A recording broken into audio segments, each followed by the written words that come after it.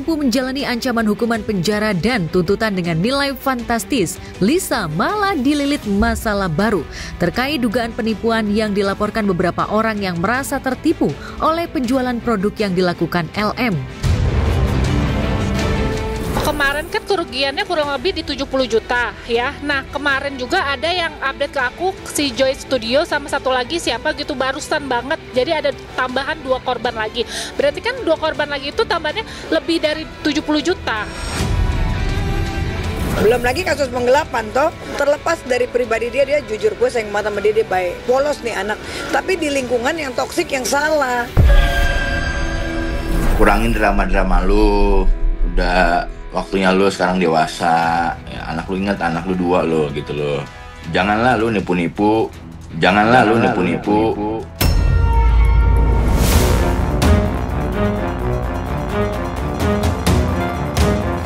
Ketika masalah hukum terus menjeratnya, Lisa yang sempat sesumbar mengaku bahteranya dengan Dori Setiawan retak. Lalu, asyik mengumbar jalinan asmaranya dengan seorang berondong. Tiba-tiba LM kembali hebohkan jagat maya dengan memposting video baru berisi pamer kemesraannya dengan Doris sambil menandai dengan caption jika mereka telah rujuk.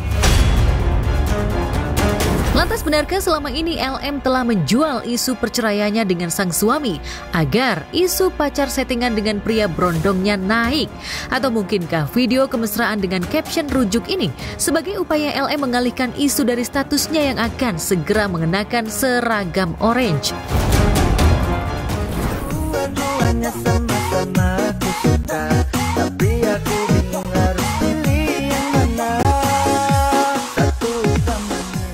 Kasusnya memang untuk penipuan, jadi jangan sampai ya yang tadinya tahu tentang kasus ini justru malah si Lisa ini dibuat kasus ini tuh kayak tenggelam gitu loh. Saya rasa tidak perlu terlalu dirame-ramekan lagi, itu kan masalah aib. Masih ada perkara lain yang harus lebih penting yang merugikan negara dan lain-lain, itu perlu dibahas.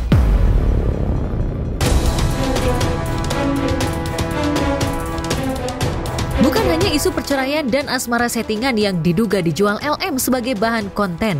Saat beberapa kali tak hadir untuk menjalani pemeriksaan polisi, LM juga diketahui kerap sibuk membuat konten hingga asyik menjalani perawatan. Lantas benarkah tingkah kebablasan LM kini benar-benar berakibat fatal bagi dirinya?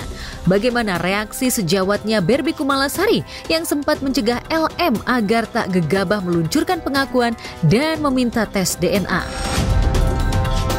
3 bulan lebih yang lalu saya sudah bilang, ini langkah-langkah kuasa hukum kamu ini bahaya karena terlalu halu, ya, terlalu tinggi tuntutannya, terlalu nggak masuk akal dan terlalu pansos. Nah, dari awal aja kelihatan kan, kalau pengacaranya harus punya berkelas kan nggak perlu rame-rame. Yang jelas dengan berjalannya dari awal perkara ini dengan sekarang, setidaknya sudah membuktikan banyak gitu loh. Dan bisa terbuka lebar bahwa Lisa Mariana tidak halu. Sebenarnya bukan Lisa yang halu, pengacaranya yang halu. Pengacaranya yang halu.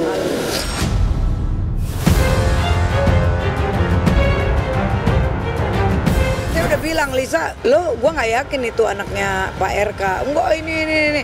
Ya sudah, ketika itu tidak terbukti, iris kuping gua kalau lo nggak masuk. Gue dulu kasus ikan asin cuman mulut aja udah jelas-jelas langsung kena, apalagi lu yang menyerang, ya kan, menyerang kehormatan orang lain sehingga orang itu karirnya jadi hancur, institusi terselubung, bener gak? Itu kan kasarnya lu udah jual beli, resiko lu, kenapa lu baru minta tanggung jawabnya sekarang?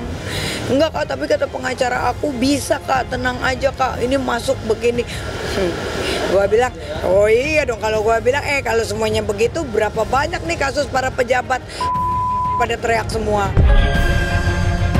Kan nggak ada yang berani kayak gitu, baru lu doang. Ya nggak bisa kak, soalnya aku dari pengacara udah dibiayain segala macem gitu loh untuk urusan kasus ini, dan pengacara aku sudah meyakinkan bahwa aku bakalan bisa. Itu kan udah dikasih tahu dari awal pun kan, gue juga kan udah ada di chatan yang di DM Instagram itu kan, gue bilang, lu yakin Ca ini anaknya PRK? Awas lu blunder, itu dari awal udah gue kasih tahu.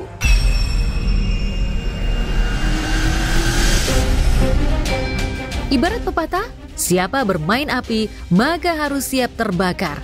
Sindiran itulah yang dilontarkan Revelino terhadap mantan kekasihnya.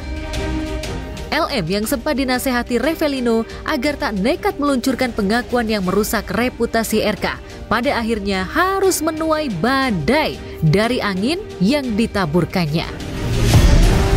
Yang kami laporkan kan banyak pasal ya, tapi maksimal yang kami sampaikan itu 10 tahun penjara gitu loh.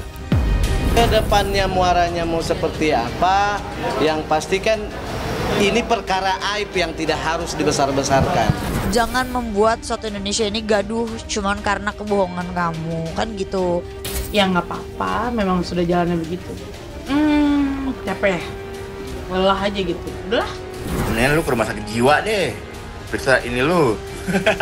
Lu udah tahu pengen jadi baju orange gitu, lu nggak mawas diri, nggak berubah diri. Ya kan gue bilang dari awal pun Allah yang akan nentuin nanti.